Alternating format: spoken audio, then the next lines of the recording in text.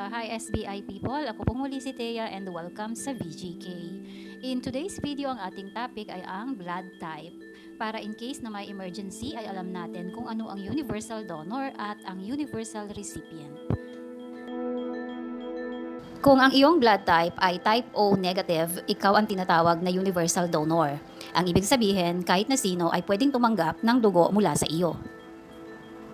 Kung ikaw naman ay AB positive, ang tawag naman sa iyo ay universal recipient. Ang ibig sabihin naman nito ay pwede kang tumanggap ng dugo kahit na kaninong blood donor or kahit na sino man ang blood donor. Ibig sabihin ay walang magiging adverse reaction o masamang reaksyon na mangyayari sa iyo kapag ikaw ay sinalina ng dugo ng kahit na sinong donor. Ang pagtanggap ng dugo na hindi compatible sa iyo ay nakakamatay sapagkat nire-reject ng sarili mong immune system ang dugo na hindi mo kakamatch or kakompatible. Ang isa sa pinakamalalang reaksyon ng katawan sa hindi mo kakompatible na dugo ay tinatawag na hemolysis. Ang ibig sabihin ng hemolysis ay ang total breakdown ng iyong red blood cells at ito ay nakakamatay. Now, pag-usapan naman natin ang dalawang system na ginagamit ng mga doktor upang malaman kung anong dugo ang compatible sa iyo at hindi. Ang ABO system at RH factor system ang dalawang paraan upang matiyak ang compatibility ng mga dugo. Ang blood group ay binubuo ng 4 na grupo depende sa dalawang klase ng antigen na makikita sa iyong red blood cells surface. Sa surface ng ating red blood cells ay may dalawang most common type of antigen. Yan ay ang antigen A at ang antigen B. Ang antigen na ito ay nagsisilbing marker for your immune system to know your body's own cells without attacking them as foreign bodies. Kung ang antigen A ay present sa surface ng iyong red blood cells, ikaw ay nabibilang sa blood type A group. At kung ikaw naman ay nagtataglay ng B antigen, ikaw ay nabibilang sa blood type B group. Kung ang makita naman sa surface ng iyong red blood cells ay parehong antigen A and antigen B, ikaw naman ay nabibilang sa blood type AB group. At kung ikaw naman ay hindi nagtataglay ng parehong antigen A at antigen B sa surface ng iyong red blood cells, ikaw naman ay nabibilang sa blood type O group. Ang O ay hango sa German word na ohne na ang ibig sabihin ay without, meaning ikaw ay kabilang sa group na ang ibig sabihin ay without dahil ang iyong dugo is without antigen A and antigen B. So ngayon ay 4 na ang ating blood group. Yan ay ang type A, type B, type AB, and type O. Ngayon ay gagawa muna ako ng chart dahil kung meron tayong antigen as marker, ay meron din tayong antibodies bilang depensa ng ating immune system kung saan ito ay nagbabind to inactivate foreign substances such as pathogens and toxins. Ang halimbawa ng mga pathogens ay bacteria, viruses, or any microorganisms that causes diseases. So kung ikaw ay may antigen A, ay magkakameron ka ng antibodies para sa antigen na wala ka, which is antigen B. It occurs naturally. So kung ikaw ay may antigen A, ikaw ay may antibodies laban sa B antigen. Dahil wala kang marker ng B antigen, kung ikaw naman ay may antigen B, siguradong meron kang antibodies laban sa antigen A. Pero kung ikaw naman ay parehong may antigen A at antigen B, ay wala kang antibodies laban dito. Pero kabaliktaran naman yan ng mga taong walang parehong antigen A at antigen B. Kung sila ay walang marker na antigen A at antigen B, ay paniguradong meron silang antibodies laban sa antigen A at antigen B, which is the type O blood.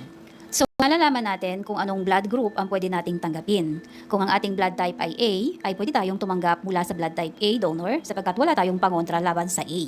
Kung ang ating blood type ay A, ay siguradong meron tayong antibodies laban sa B. So, hindi tayo pwedeng tumanggap ng dugo galing sa blood type B group dahil may pangontra tayo laban sa B. Hindi din tayo pwedeng tumanggap galing sa blood type AB sapagkat kahit wala tayong pangontra laban sa type A ay meron naman tayong pangontra laban sa B. Pero bagamat meron tayong pangontra laban sa B, ay pwede tayong tumanggap mula sa blood type O dahil wala naman itong antigen B or antigen A. So meaning kung ikaw ay type A, ay pwede kang tumanggap ng dugo mula sa type A at type O group. At kung ikaw naman ay type B, ay siguradong meron kang pangontra laban sa A, kaya hindi ka pwedeng tumanggap ng dugo mula sa blood type A. Pero pwede kang tumanggap mula sa blood type B. Hindi ka rin pwedeng tumanggap mula sa blood type AB sapagkat kahit wala kang anti-B ay meron ka namang anti-A. Pero pwede kang tumanggap mula sa type O sapagkat kahit meron kang anti-A ay wala namang antigen A or B ang blood type O blood. Kung ang blood type mo naman ay type AB, ay wala kang pangontra laban sa antigen A at laban sa antigen B. So, pwede kang tumanggap ng dugo mula sa blood type A, blood type B, blood type AB, at ganon din sa blood type O. Kung ang blood type mo naman ay type O, ay may pangontra ka sa antigen A at antigen B. Kung kaya hindi ka pwedeng tumanggap ng dugo mula sa type A, type B, at type AB. Dahil ang pwede mo lang tanggapin ay ang type O. So malinaw na makikita nyo sa chart na ang type O ang universal donor at ang type AB ang universal recipient. Ngayon na napag-usapan na natin ang ABO blood group system, ay pag-usapan naman natin ang RH factor system.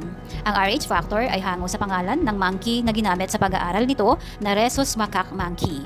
Ang RH factor ay tinatawag nating antigen D. 85% of the population ay nagtataglay ng antigen D at 15% naman ay wala nito.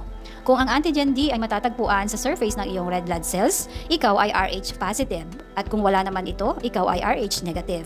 Dahil dito, ang apat na grupo ng blood type ay magiging 8. Dahil ang type A ay magkakaroon ng positive and negative, ang type B ay magkakaroon ng positive, negative, ang type AB ay magkakaroon ng positive, negative, at ang type O ay magkakaroon din ng positive and negative. Kung ikaw ay negative, ang compatible sa iyo is only negative. Pero kung ikaw naman ay positive, ay pwede kang tumanggap ng both positive or negative. Dahil pandemic ngayon, may mga pag-aaral na ginagawa na nagsasabi na ang blood type A is at a higher risk at dahil ang O ay may anti-A and anti-B antibodies, ang type O is at a lower risk. Sana ay makagawa din ako ng video in the future kung bakit ang mga Filipino ay mas mataas ang chance na makaligtas sa COVID-19 kumpara sa ibang bansa kagaya ng India and other temperate regions countries. Pero wag nating kalilimutan na hindi lamang nakadepende sa blood type ang pagkakaroon ng COVID, mas malaki po ang nagagawa ng ating nutrition sa ating katawan. So later on, I will make a video for that. Please watch out for that. So thank you for watching and watch out for more of my videos.